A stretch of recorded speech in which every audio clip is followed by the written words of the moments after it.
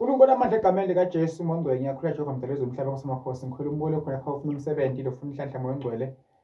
uNkulunkulu amandla namhlanje kwesithuna sakhe Nkosi amakhosi ngabe njalo moya ongcwele uNkulunkulu amandla asezulwini ngiyakhuleka Nkosi amakhosi ngicela kuphile egameni likaJesu umbukelo khona ekhaya lapho efuna khona makude engakanani sho isilwane ndikolosho lamlambo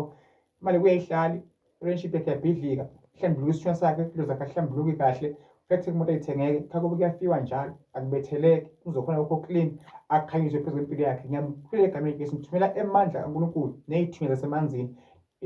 netingilozi ezimbili kuye njengamanje mazimehluka umbukelo khona ekhaya ongibukelako kuze phakathi amen umbukelo khona ekhaya sazidlamini lona Pitif eMpumalanga lapho ngikhona khona umbukelo khona ekhaya ngiyatholakala-ke umbukelo khona ekhaya uyazi sinenkinga yegesi indawo zonke umbukelo khona ekhaya ngifika ePitif eMpumalanga umbukelo khona ekhaya nawungidinga nje